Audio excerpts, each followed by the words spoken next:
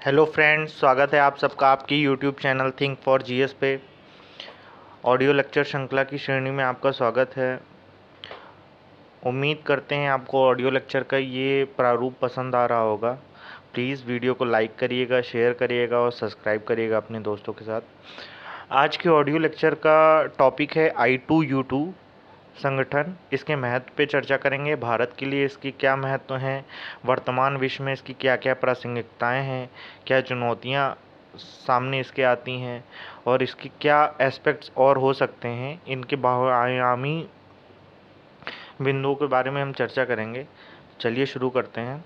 तो इसमें I2U2 का मतलब है, जो दो बार आई आता है उसमें एक का मतलब इंडिया, एक का मतलब इजराइल, और दो बार जो यू आता है उसमें एक का मतलब यूएसए और एक का यूएई। ठीक है। इस संगठन का गठन जो है 2 अक्टूबर 2021 में हुआ था और ये अपने कार्यों और इनके लेके वर्तमान विश्व में इसकी अपनी अलग पहचान बन गई है, अलग प्रासंगिकता है इसकी। ठीक। ये भी एक, जैसे भारत, अमेरिका, जापान और ऑस्ट्रेलिया के बीच में क्वाड का गठन हुआ था ना 2017 में ऑस्ट्रेलिया के द्वारा, उसी तरीके से इसको भी देखा जा रहा है। हालांकि क्वाड का जो मेन काम था, चीन को काउंटर करने के लिए उसका गठन किया गया था। ठीक। और इसका काम केवल चीन को काउंटर करना नहीं है, उसके साथ अन्य कई समझौते और कई बिंदुओं पे काम करना है। ठीक। तो इसकी प्रासंगिकता क्या है, वर्तमान में इसके महत्व क्या है। तो इसमें पहला पॉइंट हम लोग ये देख सकते हैं कि इसमें जो चारों देश हैं वो आपस में द्विपक्षीय रणनीतिक साझेदार हैं। ठीक। तो इस पे किसी के ऊपर किसी के लिए डिपेंडेंसी नहीं है, वो आपस में उनके इतने अच्छे रिश्ते हैं कि वो हमेशा उनके बीच बॉन्डिंग बहुत अच्छी बनती है। ठीक। और इस संगठन का मुख्य सूत्रधार यूएसए है। तो बाकी 3 देश उसे वास्तविकता और ज़मीनी स्तर पर रखने की कोशिश करेंगे, क्योंकि अगर अमेरिका के बीच में ये होता है कि अमेरिका मान लीजिए किसी संगठन में अलग से जुड़ता है तो उसके अलग नखरे रहते हैं, लेकिन जब उसने ही इस संगठन का गठन किया तो वो कहीं ना कहीं इसको ज़मीनी स्तर पर सारे देश रखने की कोशिश करेंगे। ठीक। और इसका मुख्य काम, जैसे मैंने बताया, केवल चीन को काउंटर करना नहीं है।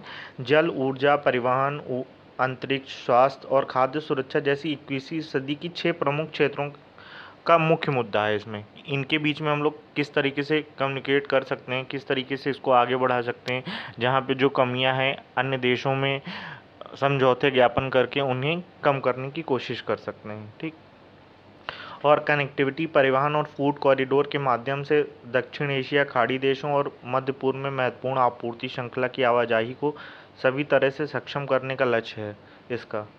ठीक। इसे भूमध्य सागर और दक्षिणी यूरोप तक विस्तृत किया जा सकता है। जैसे आप देखेंगे मैप में तो इंडिया यहाँ पे है, फिर ऊपर की तरफ इजराइल, यूएई, और फिर उसे भूमध्य सागर तक से कनेक्ट करते हुए दक्षिणी यूरोप से सीधे अमेरिका तक कनेक्टिविटी बहुत आसानी से हो सकती है। और इसका मेन एक एग्ज़ाम्पल ये है कि एक यूएई जो खाड़ी देश है उसमें एक परियोजना चल रही है, एतिहाद रेल परियोजना, जो कि 2030 तक उसका मुख्य लक्ष्य ये है कि सभी खाड़ी देशों को एक साथ जोड़ने का। तो जब ये रेल प्रोजेक्ट पूरा हो जाएगा तब इस संगठन की और प्रासंगिकता बढ़ जाएगी, पूरे विश्व का मार्केट भारत के लिए खुल जाएगा। ठीक। तो भारत के लिए काफ़ी मतलब अपॉर्चुनिटीज़ हैं इसके विश्व में। ठीक। इससे भारत के लिए, जैसे मैंने कहा, इससे भारत के लिए अधिक बाजार खुल सकेंगे। इस समूह के माध्यम से क्षेत्र में एकीकरण प्रबल हो सकता है और अब भारत भी अब्राहम समझौते के अवसरों का अधिकतम लाभ उठाने के लिए आशा कर सकता है। तो अब्राहम समझौता ये है कि इजराइल, बहरीन, यूएई, इन सब के बीच में एक समझौता हुआ था जिसे अब्राहम समझौता का नाम दिया गया। सन 2020 में अमेरिका के द्वारा ये समझौता कराया गया था। इसमें यह था कि मेनली इजराइल को प्रमोट अप करना। ठीक। क्योंकि इजराइल और फ़िलिस्तीन का विवाद बहुत बढ़ गया था, इसके चलते इसको कवर अप करने के लिए उसने ये समझौता किया अन्य खाड़ी देशों के साथ, तो वो कनेक्टिविटी और कहीं ना कहीं बढ़ जाएगी। ठीक। अब्राहम रिकॉर्ड बस एक नज़र में आप देख लीजिएगा इंटरनेट पे सर्च करके, तो आपको चीज़ें समझ में आ जाएंगी। ठीक। और अमेरिका इसराइल के एकीकरण में महत्वपूर्ण भूमिका निभा सकता है। जैसे आप जानते हैं कि फ़िलिस्तीन इसराइल का जो विवाद चल रहा है उसमें अमेरिका हमेशा से इसराइल का साथ देता रहा है, तो वो कहीं ना कहीं उसके लिए एक महत्वपूर्ण कारक बन सकता है अमेरिका। और जैसे मैंने कहा कि इसका कहीं ना कहीं ये चाइना को काउंटर करने के लिए बनाया गया था। तो चीनी घुसपैठ को रोकना, चीन के बढ़ते आधिपत्य को रोकना भी इस संगठन का एक लक्ष्य के रूप में है। हालांकि 2021 में इजराइल ने हाइफा के बे पोर्ट के परिचालन का अधिकार एक चीनी कंपनी को बेच दिया था, जिसको अमेरिका के कड़े विरोध का सामना करना पड़ा था। इसके चलते इस क्षेत्र में चीन को अपने गुप्त अभियान बंद करने पड़े। ठीक, क्योंकि चीन, अमेरिका का इतना दबाव था, और अमेरिका हमेशा से इसराइल का हमेशा सपोर्टर रहता है, और चीन और अमेरिका की हमेशा तनातनी चलती रहती है व्यापार और अन्य क्षेत्रों के मामले में। तो वो कहीं ना कहीं अमेरिका चीन को काउंटर करता है, चीन अमेरिका को काउंटर करता है। तो उन सबको देखते हुए ये, और भारत भी चीन से त्रस्त है।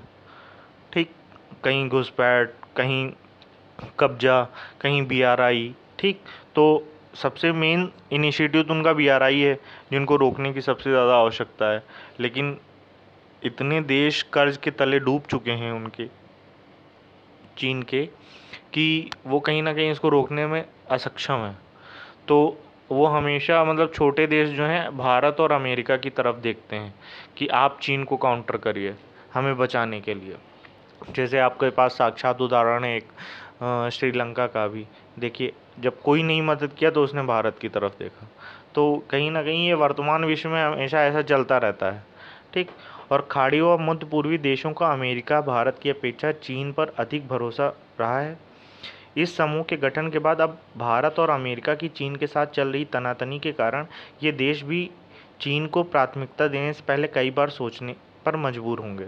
ठीक, क्योंकि ऐसा ये है ना कि अभी मान लीजिए चीन के साथ खाड़ी देशों के बहुत अच्छे रिलेशंस हैं, लेकिन जब भी ये संगठन और अधिक प्रभावी रूप में सामने आएगा, तब वो कहीं ना कहीं चीन को चीज़ें सौंपने में, चीन के साथ व्यापार करने में कहीं ना कहीं संकोच करेंगे, और या फिर जो एकाधिकार दे रखे थे उन पे सोचेंगे।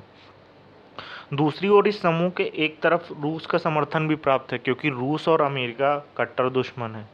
ठीक, वो हमेशा एक दूसरे को देखना पसंद नहीं करते हैं।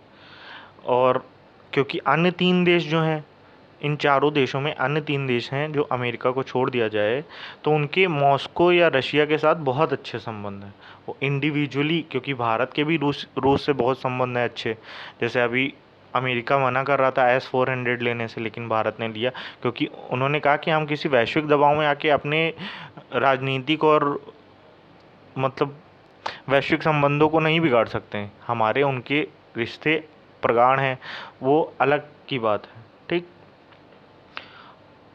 और इसी तरीके से अच्छे संबंध हैं, और उन्हें रूस पर प्रतिबंध लगाने के लिए अमेरिका दबाव का विरोध कर रहा है, किया। मतलब जो अमेरिका लगातार दबाव डालता है रूस का विरोध करने से, तो वो उनका विरोध करते हैं कि नहीं, आप मतलब अपनी राजनीति को देखिए, अपने वैश्विक कार्यों को देखिए, और वो अपने कार्यों को देखिए। आप एक दूसरे में हस्तक्षेप करने या हमें हस्तक्षेप करने से नहीं रोक सकते हैं।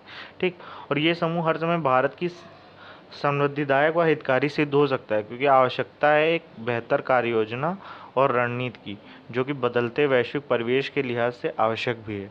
ठीक, तो उम्मीद करते हैं कि आपको ये ऑडियो लेक्चर पसंद आया होगा, और इसमें कुछ पॉइंट्स थे जिन्हें आप अपने इंटरनेशनल रिलेशनशिप के आंसर्स में कोट कर सकते हैं। कई रिकॉर्ड्स थे, तो उन्हें आप एक बार नेट पे पढ़ लेंगे तो और अच्छे से समझ में आ जाएगा। हालांकि इसमें मैटर मैंने पर्याप्त तो दिया है, तो आप अगर एक अच्छा आंसर लिखना चाहेंगे तो इसमें आपको बेहतर कंटेंट मिल जाएगा। ठीक, चलिए इसी के साथ विदा लेते हैं आज के ऑडियो लेक्चर से।